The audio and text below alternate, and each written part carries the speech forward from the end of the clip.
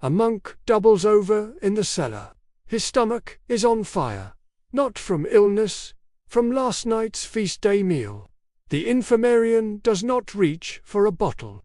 He walks to the fermentation room. Returns with a small clay cup of something dark and sharp-smelling. The monk drinks it. Grimaces. By morning prayers, the pain is gone. That was the year 1204. That remedy still works. It costs almost nothing. And a $50 billion industry has spent a century making sure you never connect the dots. Stay close. Number 4. Rebuilt gut microbiomes after plague, confirmed by Stanford to outperform high-fiber diets. Number 9 is the Benedictine liqueur European gastroenterologists now recommend for IBS. Number 14 resets the entire digestive system, confirmed by Nobel Prize-winning research in 2016. Number 1 raw apple cider vinegar, the monastery's daily digestive tonic. In every monastery across medieval Europe, the morning began the same way. A small cup of raw, unfiltered apple cider vinegar, diluted in water. Before any food, Cistercian records document it as the primary daily digestive treatment for bloating, acid reflux, sluggish digestion, what medieval infirmarians called heaviness of the stomach. The modern understanding contradicts your doctor. Acid reflux is not caused by too much stomach acid, in most cases, by too little. Insufficient acid means food ferments instead of digesting. Gas pushes the stomach valve open. Acid escapes upward. Apple cider vinegar supplements stomach acid, improving digestion at the source. Its enzymes support protein and fat breakdown. Pectin acts as a prebiotic, and acetic acid reduces the blood sugar spike after meals, driving chronic digestive inflammation. Hippocrates prescribed it. The monks drank it daily. Every proton pump inhibitor, linked to kidney disease and dementia, suppresses the symptom of a problem a $2 bottle of vinegar addresses at the source. Number 2. Fermented cabbage. The monastery microbiome rebuilder. The monastery cellar was a pharmaceutical laboratory. Its most important product was fermented cabbage. Every Benedictine and Cistercian monastery maintained large clay pots of it, salted, packed, weighted, left to transform over weeks into a sour, probiotic-rich food consumed at almost every meal. They did not know the word probiotic. They knew monks who ate it regularly had better digestion and recovered faster from illness. Documented with the precision of clinicians, fermented cabbage contains Lactobacillus plantarum, L. briwis, and Leuconostoc mesenteroids in concentrations dwarfing commercial probiotic supplements costing $40 a bottle.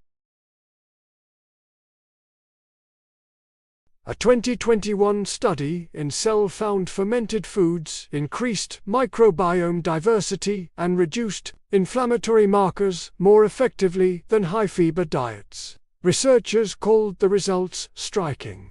The monks called it lunch.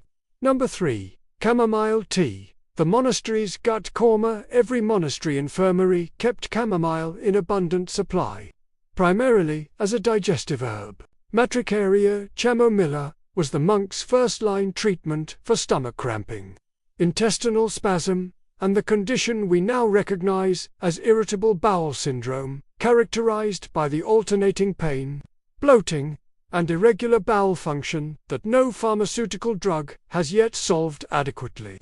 Chamomile contains apigenin, luteolin, and bisabolol, relaxing intestinal smooth muscle. When smooth muscle spasms, the underlying mechanism of IBS cramping, chamomile intervenes at the muscular level, not suppressing symptoms, addressing the cause. Chamomile also contains azulian, with anti-inflammatory effects on the intestinal lining. A 2019 review confirmed its efficacy for gastric ulcers, IBS, and intestinal inflammation, with a safety profile no drug matches. A box costs $2. Every prescription antispasmodic for IBS produces the same effect at 100 times the cost. Number 4. Monastery fermented foods. The microbiome protocol. The monastery diet was a fermentation protocol by necessity. Without refrigeration, the monastery relied on controlled fermentation to preserve food. Sourdough bread, fermented dairy, fermented vegetables in every season, fermented grain porridges. Monks who ate this way maintained gut microbiomes of extraordinary diversity. A 2022 Stanford study found a high-fermented food diet showed 19% microbiome diversity increase and reduction of 19 inflammatory proteins, including those in Crohn's disease. The modern gut is a direct product of abandoning what the monastery kitchen practiced as basic nutrition. Number 5. Peppermint oil. The monastery garden's IBS remedy. Peppermint grew along the edges of every monastery herb garden. Not for flavor, for intestines. Mentha piperita was the Cistercian treatment for intestinal gas, bloating, and cramping. Monks steeped fresh leaves in hot water and applied peppermint oil directly to the abdomen in slow circular movements. Peppermint contains menthol-activating kapopioid receptors in the intestinal wall, reducing visceral hypersensitivity. The heightened pain response, making ordinary gut contractions unbearable in IBS. It also relaxes intestinal smooth muscle through calcium channel antagonism, identical to certain prescription antispasmodics. A 2019 Cochrane review found peppermint oil significantly more effective than placebo for IBS, with efficacy comparable to prescription medications. Peppermint grows in every garden. The monks cultivated it for exactly this purpose. Number 6. Benedictine herbal bitters, the digestive liqueur system in 1510. A Benedictine monk at the Abbey of Faucombe compiled a formula from centuries of monastery records, 27 herbs, each documented as treatments for specific digestive complaints. Bitter taste receptors trigger a complete digestive cascade. Increased saliva, stomach acid, bile, and pancreatic enzymes, systematically suppressed by modern process. Stop here for a moment. 6 remedies. Monastery kitchen. Confirmed by research, costs almost nothing. Your gastroenterologist prescribes medications that suppress symptoms without addressing their cause. The monastery kitchen address the cause at every meal. Leave a comment. Tell me which of these you already use. The digestive drug industry needs this buried. Number 7. Slippery elm. The monastery gut lining healer. When a monk arrived with ulcer valve stomach pain, the infirmarian reached for the inner bark of the slippery elm tree. Ulmus rubra, slippery elm. The inner bark, dried and powdered, mixed with warm water, forms mucilage coating the entire digestive tract. It protects inflamed tissue from acid while healing proceeds, and it acts as a prebiotic, feeding the bacteria that maintain the intestinal lining. Monastery records document slippery elm for ulcers, esophageal irritation, and chronic diarrhea conditions requiring endoscopy and pharmaceutical intervention today.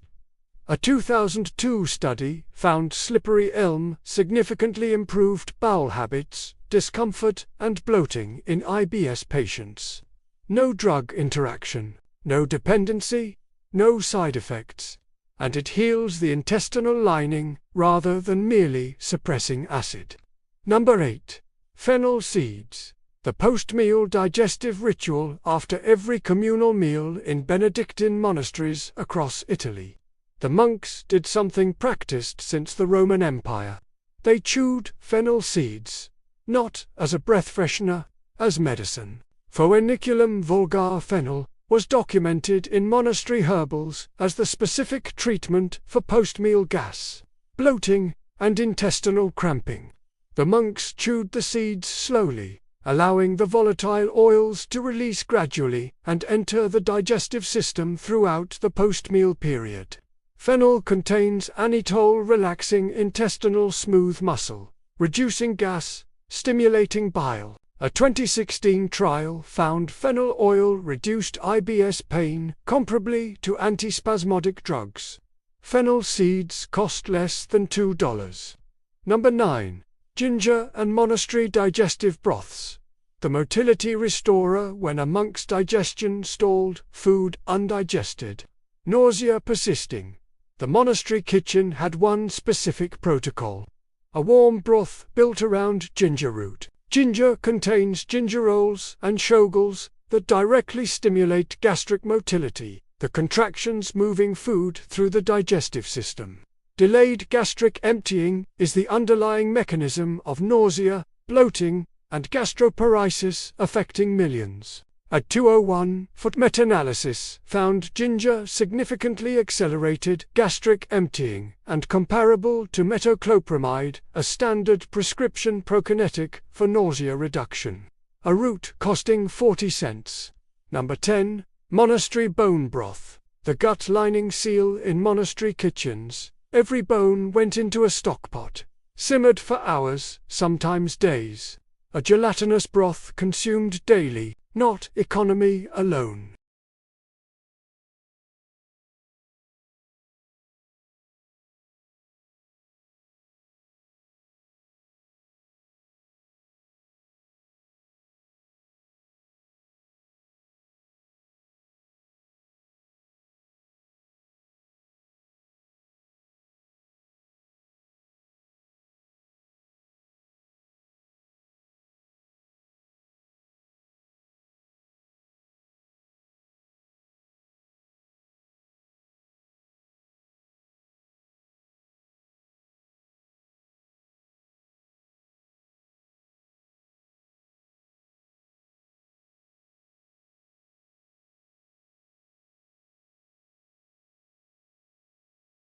Medicine understood empirically before science had the vocabulary. Long-simmered bone broth releases glutamine, the primary fuel of intestinal epithelial cells forming the barrier between gut contents and bloodstream. When this barrier is compromised, inflammatory molecules cross into the bloodstream, driving food sensitivities and autoimmune conditions. Glutamine heals this barrier. Gelatin soothes it. Every expensive gut supplement today is selling what monks got free from kitchen bones. Number 11. Dandelion root, the monastery bile stimulator. The monks did not remove the dandelions from their garden. They harvested them. Dandelion root, dried and roasted, was the monastery's bitter coffee substitute, stimulating bile production, improving liver function, and gently relieving sluggish bowels. Bile is the liver's vehicle for excreting waste and regulating gut microbiome composition. Insufficient bile causes fat malabsorption and bloating. Dandelion root contains tauroxacin and tauroxacerin, stimulating bile production by up to 50%. A 2011 study confirmed significant bile flow improvement. Grows free in every garden. Classified as a weed. Harvested by monks for 800 years. Number 12. Monastery sourdough. The bread that healed instead of harming. Modern bread destroys the gut. The monks' bread did the opposite. Every monastery maintained a sourdough starter fed daily. The slow fermentation, 12 to 24 hours minimum, transformed grain in ways industrial processing cannot replicate. Long fermentation predigests phytic acid, the antinutrient blocking mineral absorption. It partially breaks down gluten, reducing intestinal inflammation. It lowers the glycemic index, and it populates the bread with live lactobacillus cultures supporting microbiome health. A 2019 study found long-fermented sourdough produced significantly lower inflammatory markers than conventional bread in wheat-sensitive participants. The monks baked it because it was the only bread they knew. Their intestines benefited every day. Modern industrial bread, 3 hours, commercial yeast, 27 additives, has replaced it entirely. Number 13.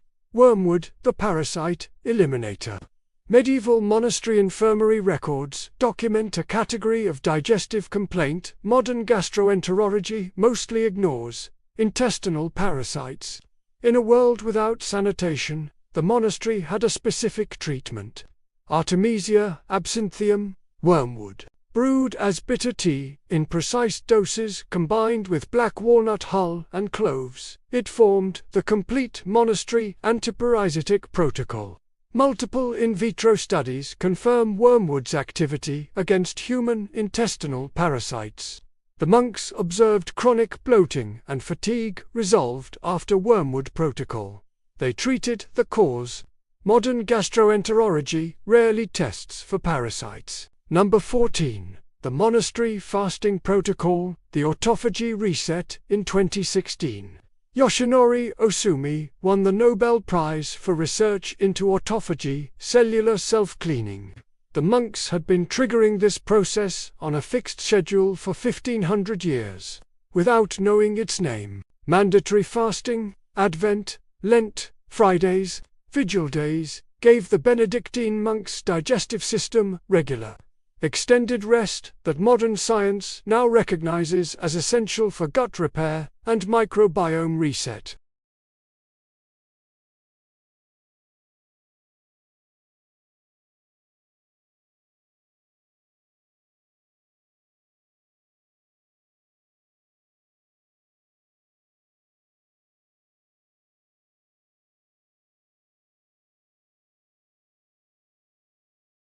During fasting, intestinal cells renew, the microbiome rebalances, and the migrating motor complex, the cleansing contraction sweeping the intestine clean, activates fully. This prevents SIBO, affecting an estimated 30% of IBS patients. The monks fasted 150 days per year. SIBO is a disease of the never-fasted modern gut. Number 15. The Monastery Eating Protocol. The framework no drug replaces. We end with the system that made all of them work. The monastic eating protocol was a digestive masterpiece. Fixed meal times, communal silence during meals, no stress, no screens, thorough chewing, small portions, no eating between meals, rest after midday, walking after the evening meal. Fixed meal times regulate circadian digestive enzyme secretion. Silence during eating activates the parasympathetic nervous system required for optimal acid, enzyme,